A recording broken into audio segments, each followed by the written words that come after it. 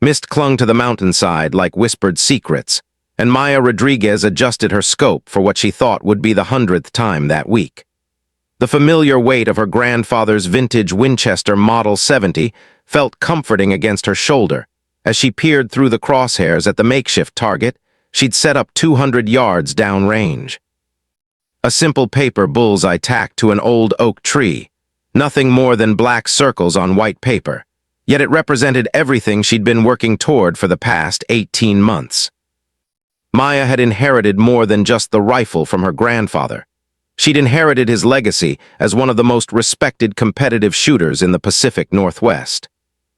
Eduardo Rodriguez had been a legend in precision rifle competitions, his trophy case filled with golden cups and silver medals that told the story of decades, spent perfecting an art that demanded absolute discipline, unwavering focus, and the kind of patience that most people in today's instant gratification world couldn't even comprehend. When he passed away last spring, Maya had made herself a promise that she would honor his memory by carrying on the tradition, even though she'd never fired a rifle before that humid day in June, when she first wrapped her fingers around the familiar wooden stock. The learning curve had been steep, almost impossibly so. Her first attempts at the shooting range had been embarrassing disasters that left her questioning whether she had any of her grandfather's natural talent flowing through her veins. The rifle had felt foreign and unwieldy in her hands, the recoil jarring her unprepared shoulder, and her shots had scattered across the target like abstract art rather than the precise groupings her grandfather had been famous for achieving. The range instructor, a gruff ex-military man named Pete, had watched her struggles with a mixture of sympathy and skepticism, offering technical advice about breathing techniques, trigger control, and proper sight alignment. But Maya could see in his eyes that he wondered if she was just another weekend warrior who would give up after a few frustrating sessions. But Maya Rodriguez was not a quitter. She had her grandfather's stubborn streak, a genetic gift that had served the family well through generations of challenges and setbacks. Her great-great-grandfather had refused to give up when he'd immigrated to America with nothing but the clothes on his back and a determination to build a better life for his descendants. Her great-grandfather had refused to give up during the Great Depression, working 3 jobs to keep his family fed and housed. Her grandfather had refused to give up when he'd returned from Vietnam with shrapnel in his leg and nightmares that haunted his sleep, channeling his demons into the precise art of competitive shooting, until he found peace in the rhythm of breath, aim, and squeeze. So Maya had returned to the range day after day, week after week, her savings account slowly depleting as she purchased ammunition and paid for professional instruction. She'd studied ballistics charts until her eyes burned, watched countless hours of instructional videos on YouTube, and read every book about precision shooting she could get her hands on. Slowly, incrementally, her skills had begun to improve. Her shots had started clustering closer to the center of the target, her breathing had become more controlled, and the rifle had begun to feel like an extension of her own body, rather than an alien tool she was struggling to master. The breakthrough had come on a cold October morning when everything suddenly clicked into place. Maya had been practicing her prone shooting position, trying to achieve the stable platform that would allow for maximum accuracy, when something shifted in her understanding of the entire process. It wasn't just about the mechanics of shooting. It was about becoming one with the weapon, understanding its personality, respecting its capabilities, and working with it rather than against it. That morning, she'd fired a 5-shot group that measured less than an inch at 100 yards, and Pete had looked at the target with genuine surprise before nodding his grudging approval.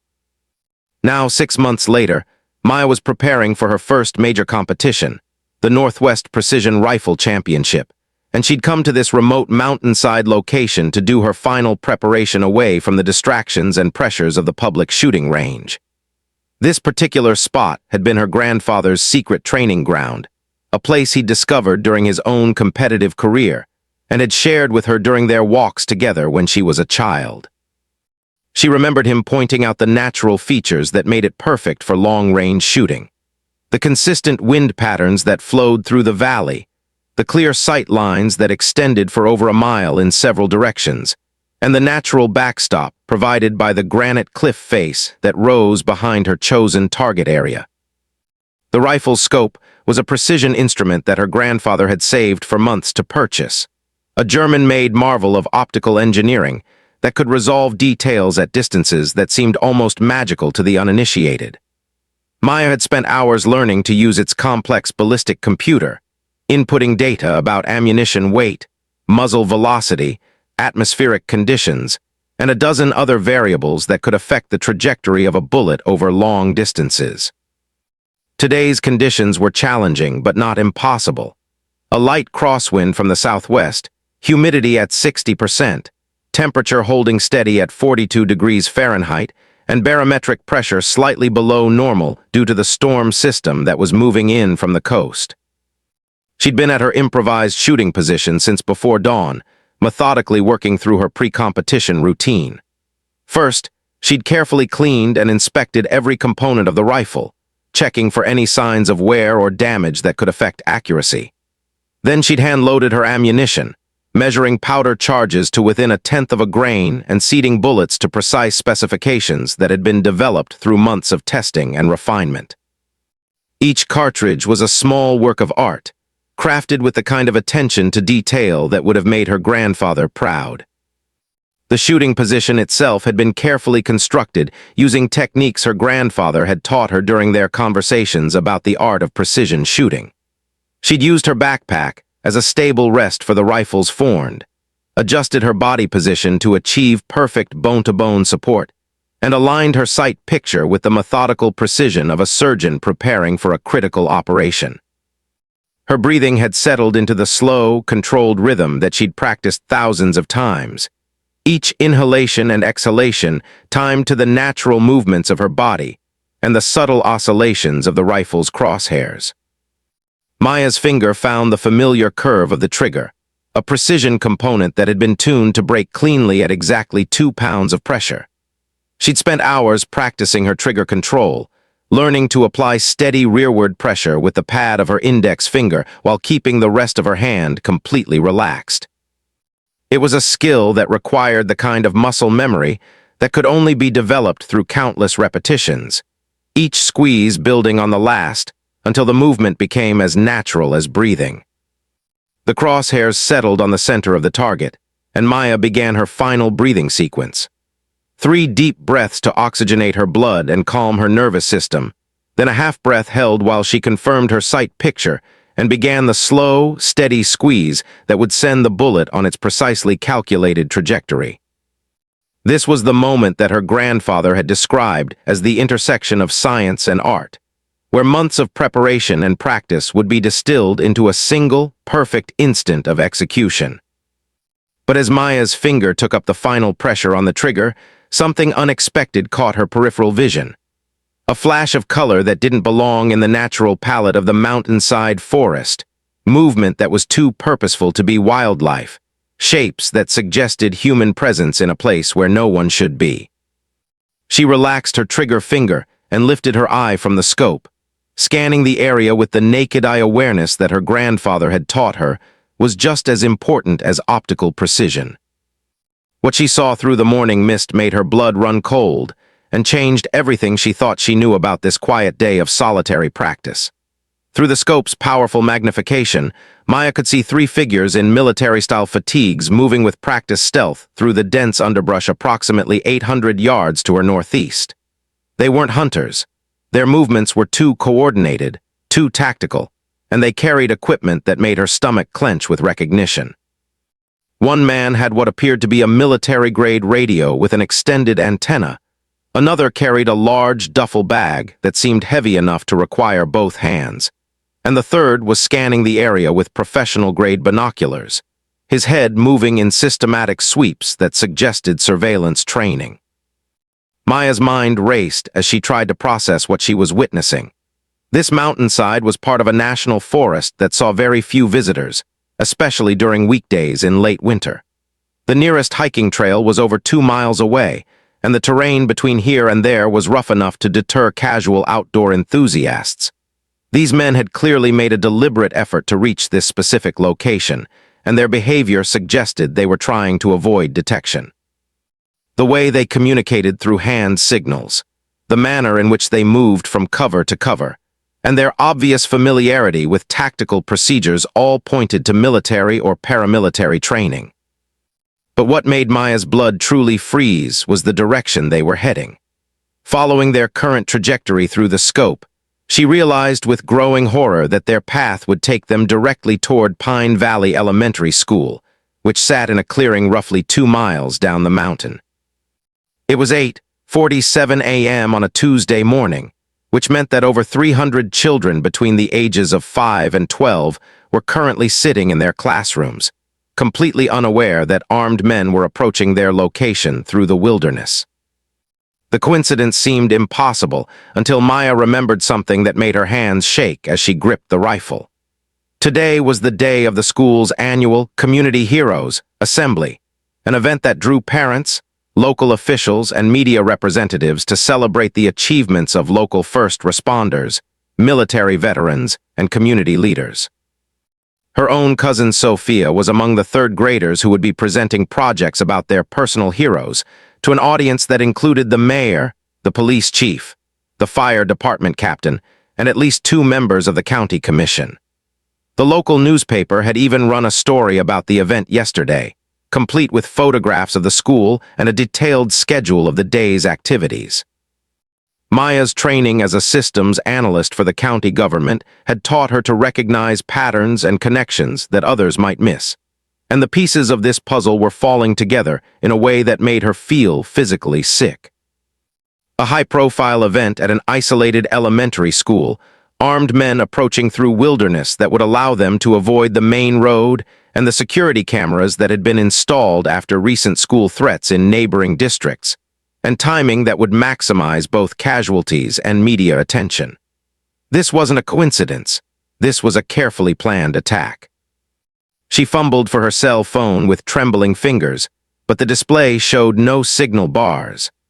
The mountainous terrain that made this location perfect for long-range shooting practice also created dead zones where cellular towers couldn't penetrate. Her grandfather's old CB radio was in her truck, but it was parked nearly a quarter-mile away, and by the time she could reach it and establish contact with someone who could alert the authorities, the 3 men would have had more than enough time to reach their destination and carry out whatever horrific plan they had in mind.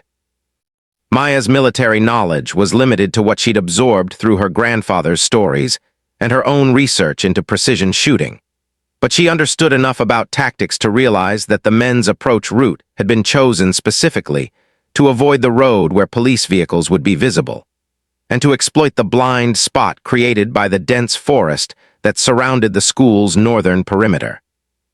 They would be able to approach within 50 yards of the building before anyone inside would have a clear line of sight to detect them, and by then, it would be far too late for any meaningful response. The weight of the situation settled on her shoulders like a physical burden. She was potentially the only person in a position to prevent a tragedy that could claim hundreds of innocent lives, but she was armed with nothing more than a bolt-action hunting rifle and the skills she'd developed during 18 months of target shooting. The men were still nearly 800 yards away, moving through terrain that provided them with plenty of natural cover, and they were clearly experienced enough to present difficult targets even for someone with far more tactical training than she possessed. Maya's hands had stopped shaking, and she realized that something fundamental had changed in her mental state. The panic and uncertainty that had gripped her moments earlier were being replaced by a cold, focused clarity that reminded her of the stories her grandfather had told about his experiences in combat. He described a moment that every soldier eventually faced, when the chaos and fear of battle suddenly crystallized into perfect understanding of what needed to be done. "The noise stops," he'd told her during one of their long conversations on the back porch. "Everything becomes quiet inside your head, and you see exactly what the situation requires. That's when you discover what kind of person you really are."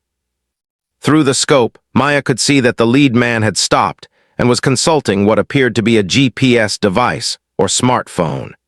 He gestured to his companions and pointed toward a depression in the terrain that would provide them with concealed movement for the next several hundred yards. They were approximately 7 minutes away from reaching the school's perimeter if they maintained their current pace.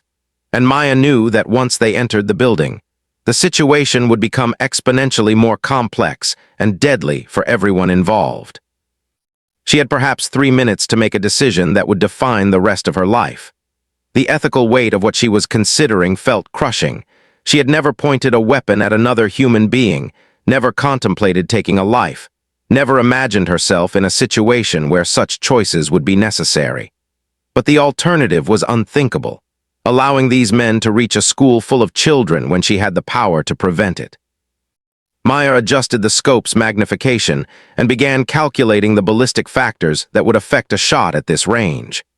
The distance was well within the capability of her rifle and ammunition combination, but the environmental conditions were challenging. The crosswind had picked up slightly, and she would need to account for its effect on bullet trajectory over the 800 yards of flight time. The targets were moving through terrain with varying elevations, which meant she would need to adjust her holdover calculations as they changed position. Most importantly, she would have only one opportunity to make the shot count. The sound of the rifle would immediately alert the other 2 men to her presence and location, transforming her from a hidden observer into an active participant in what was about to become a combat situation. Her grandfather's voice seemed to whisper in her memory, "Precision shooting isn't just about hitting targets, Mija. It's about understanding responsibility. Every shot you take is a choice, and every choice has consequences that reach far beyond what you can see through that scope." At the time, she'd thought he was talking about competition ethics and sportsmanship. Now she realized he'd been preparing her for something far more significant. Maya settled into her shooting position with the deliberate precision of a surgeon preparing for a life-saving operation. Her breathing slowed to the controlled rhythm she'd practiced thousands of times. Her body aligned itself with practiced efficiency, and her finger found its familiar place on the trigger. Through the scope, she could see the 3 figures had resumed their movement toward the school, unaware that their actions were being observed by someone with both the capability and the growing determination to stop them. The morning mist was beginning to lift, and Maya realized that time was running out for indecision. In less than 60 seconds, she would have to choose between being a witness to an unspeakable tragedy or taking action that would transform her from an ordinary woman practicing with her grandfather's rifle into something she'd never imagined she could become. Maya's finger tightened on the trigger as she tracked the lead figure through her scope, but something made her pause. A glint of metal caught the morning light as the man adjusted his equipment, and what she saw made her breath catch in her throat. It wasn't a weapon he was carrying, it was surveying equipment. Professional-grade theodolite and measuring instruments that she recognized from her work with the county planning department. The heavy duffel bag that had seemed so ominous was actually a tripod case, and the military-style radio was a GPS base station used for precision land surveying. Her heart hammered against her ribs as the implications crashed over her. These weren't terrorists approaching the school. They were surveyors doing exactly what surveyors do, working in remote locations at odd hours to avoid disrupting normal activities. The school district had been planning a new playground expansion for months, and Maya suddenly remembered seeing the surveying contract proposals cross her desk during the bidding process. The tactical movements, she'd interpreted as suspicious, were simply professionals navigating difficult terrain while carrying expensive, delicate equipment. Maya lifted her eye from the scope, her hands shaking with a different kind of adrenaline now. She had been seconds away from committing an act that would have destroyed multiple lives based on assumptions and fear. The weight of what she'd almost done settled on her like a crushing physical presence. She'd been so convinced, so certain that she was witnessing the beginning of a tragedy, that she'd nearly created one herself. But as she watched the surveyors continue their work, something else caught her attention. A 4th figure had emerged from the tree line much closer to the school, close enough that she could see him clearly without the scope. This man was different. He moved with the predatory purpose she'd mistakenly attributed to the surveyors, and the long, dark object in his hands was unmistakably a rifle. Unlike the surveyors' professional equipment, this weapon was fitted with a bipod and what appeared to be a suppressor. He was positioning himself in the natural depression that would give him a direct line of sight to the school's main entrance. The real threat had been using the surveyors as cover, knowing that anyone observing from a distance would focus on the more visible group while he moved into position undetected. Maya's scope found him just as he was settling into a prone shooting position behind a fallen log, his rifle aimed directly at the school building where parents and community leaders would soon be gathering for the morning assembly. This time there was no doubt. The man's positioning, his equipment, and his obvious intent were unmistakable. Maya could see parents beginning to arrive in the school parking lot, early arrivals for the 9:30 assembly.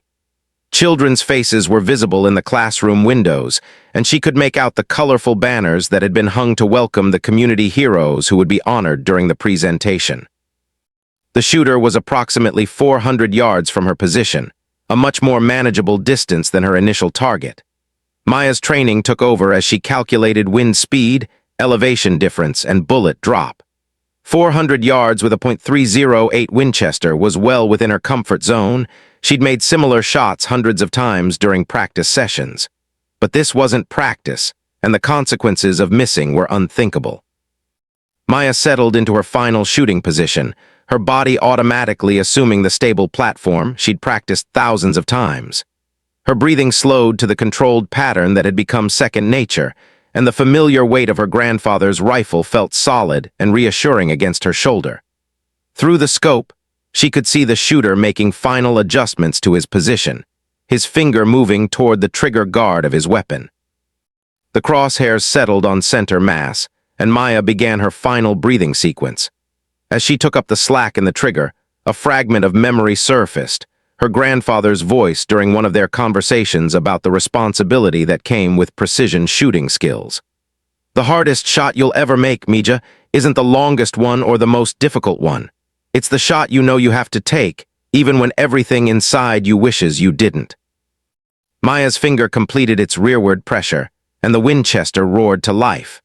The recoil drove the stock firmly into her shoulder, and through the scope she saw the shooter's position explode in a shower of bark and debris as her bullet struck the log he was using for cover.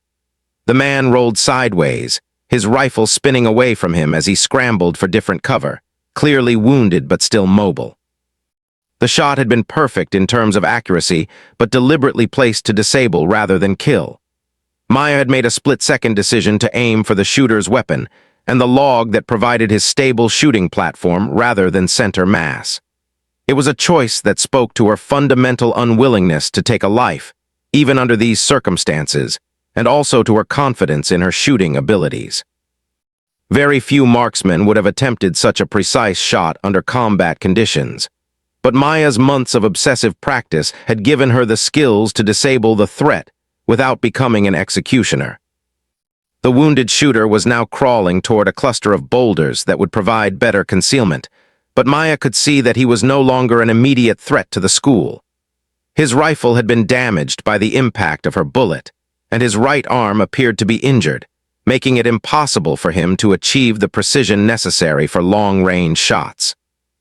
Maya kept her scope trained on his position while reaching for her grandfather's emergency whistle, a brass instrument that would carry for miles in the thin mountain air. She blew 3 sharp blasts, the universal distress signal that every hunter and outdoor enthusiast would recognize. Within moments, she heard answering whistles from multiple directions as other early morning outdoors enthusiasts responded to her call for help. The surveyors had also heard her shot and were now moving rapidly toward the school, their professional training having taught them to recognize the sound of gunfire and respond appropriately. Maya maintained her overwatch position, keeping the wounded shooter pinned behind his inadequate cover while help arrived. Through her scope, she could see that school personnel had heard the gunshot and were implementing their lockdown procedures. Children were being moved away from windows, parents in the parking lot were being directed to safety, and she could see the distinctive flashing lights of the first police vehicle approaching on the access road. The morning that had begun with simple target practice had become something she never could have imagined. Maya had prevented a tragedy, but she'd also crossed a line that would change her forever. As she waited for law enforcement to arrive and take control of the situation, she found herself thinking about her grandfather's definition of heroism. "A hero, Mija, is just an ordinary person who finds themselves in extraordinary circumstances and chooses to do what's right, even when it's the hardest thing in the world. The whistle around her neck, her grandfather's whistle, felt heavier than it ever had before, weighted with the knowledge that she had become exactly the kind of person he'd always believed she could be, even when she hadn't believed it herself. 3 months later, Maya stood at the podium in the same elementary school gymnasium where the Community Heroes Assembly had been scheduled to take place on that March morning. The irony wasn't lost on her that she was now the featured speaker at the rescheduled event, addressing an audience that included many of the same parents and children who had unknowingly been in danger that day. The media attention following the incident had been overwhelming at first. Newspaper interviews, television appearances, and phone calls from reporters across the country who wanted to tell the story of the ordinary woman who became an extraordinary hero. But Maya had learned that heroism, like precision shooting, was far more complex than most people understood. The wounded shooter, whose name she'd learned was Marcus Chen, had survived her carefully placed shot and was now serving a life sentence for conspiracy to commit mass murder. During the investigation that followed, authorities discovered that Chen had been planning his attack for over 8 months, meticulously studying the school's schedule, security procedures, and the community events that would maximize casualties and media attention. His journal, recovered from a storage unit he'd rented under a false name, contained detailed plans for what he'd hoped would be remembered as one of the deadliest school shootings in American history. What the investigation had also revealed was information that fundamentally changed Maya's understanding of the events that morning. Chen hadn't been working alone.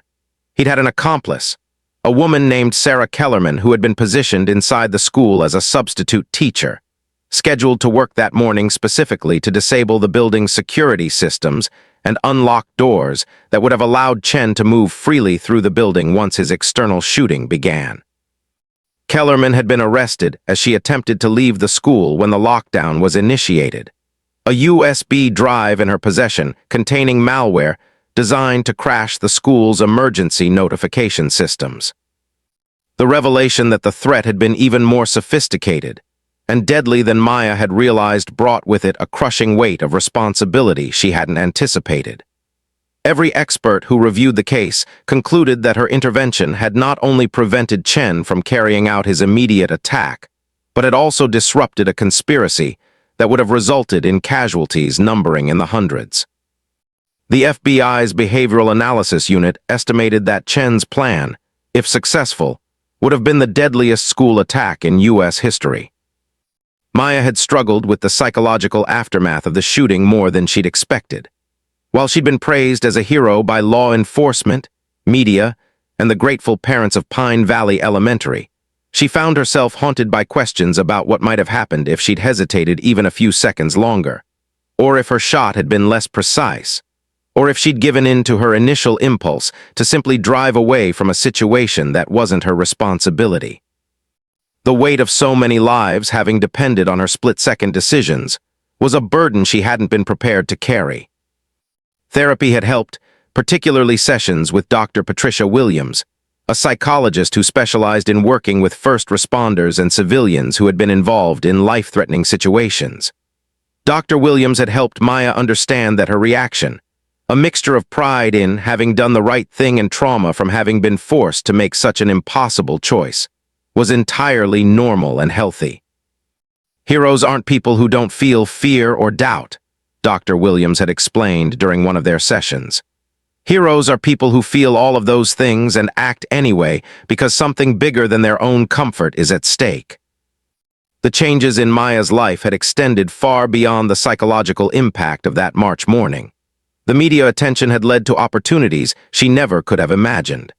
A major rifle manufacturer had offered her a sponsorship deal and a position as a spokesperson for precision shooting sports.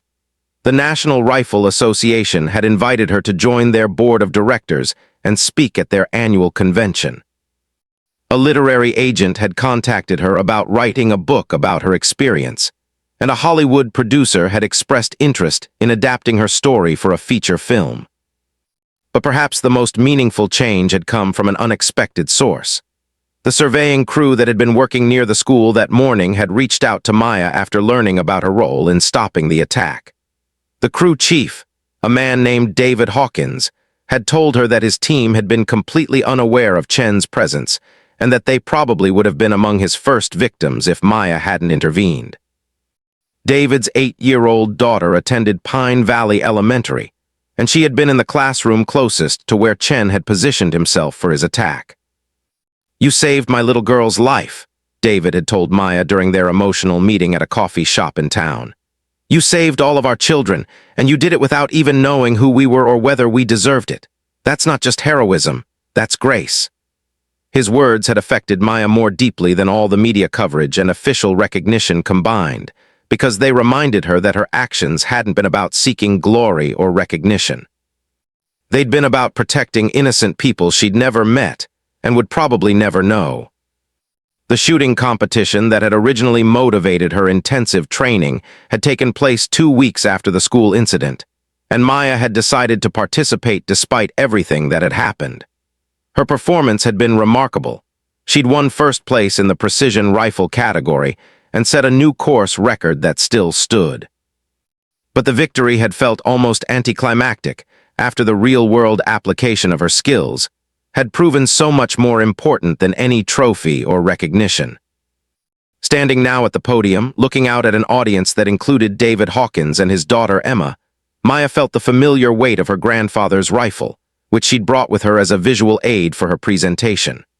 The rifle had become famous in its own right, displayed at the county courthouse and featured in news stories about the incident. But to Maya, it remained what it had always been, a tool that connected her to her grandfather's memory and to the values he'd tried to instill in her. "When people ask me about that morning," Maya began, her voice carrying clearly through the gymnasium's sound system, "they want to know if I felt like a hero. The truth is, I felt terrified. I felt overwhelmed. I felt like I was in way over my head, trying to make decisions that no one should ever have to make. But I also felt something else. I felt my grandfather's presence, and I remembered something he used to tell me about the difference between courage and fearlessness." She paused, looking out at the faces in the audience, many of them children who had no idea how close they'd come to experiencing unimaginable tragedy. "Courage isn't the absence of fear," Maya continued. "Courage is being afraid and choosing to do the right thing anyway. My grandfather taught me that precision shooting is about more than just hitting targets. It's about understanding that every shot carries responsibility, and that sometimes the most important shot you'll ever make is the one you hope you never have to take." Maya's presentation continued for another 20 minutes, covering the technical aspects of competitive shooting, the importance of mental discipline and practice, and the ways that skills developed in one area of life could unexpectedly prove valuable in completely different situations. But the message that resonated most strongly with her audience was her grandfather's philosophy about using whatever talents you possess in service of something larger than yourself. As the applause died down and Maya began to pack up her grandfather's rifle, a small voice called out from the audience, "Miss Maya?" It was Emma Hawkins, David's daughter, whose classroom had been closest to where Chen had positioned himself that morning. "My daddy says you're a hero, but you say you were just scared. Can you be both?" Maya knelt down to Emma's level, thinking about all the therapy sessions, sleepless nights, and soul-searching that had led to this moment. "You know what, Emma? I think maybe you can be both. I think maybe being scared is part of what makes someone brave enough to be a hero when it really matters." Emma nodded solemnly, as if this made perfect sense to her 8-year-old understanding of the world. As Maya watched the little girl rejoin her father, she realized that her grandfather had been right about more than just shooting technique. He'd been right about the most important lesson of all, that ordinary people faced with extraordinary circumstances could discover reserves of strength and courage they never knew they possessed, and that sometimes the greatest honor wasn't in seeking recognition for heroic acts, but in being the kind of person who would act heroically when recognition was the last thing on their mind. Maya packed her grandfather's rifle carefully in its case, knowing that she would continue to compete and to honor his memory through precision shooting. But she also knew that the most important target she'd ever hit wasn't made of paper. and the most meaningful competition she'd ever won wasn't recorded in any record book. Sometimes, she reflected, fate didn't just turn ordinary people into heroes. It revealed that they'd been heroes all along, waiting for the right moment to discover what they were truly capable of.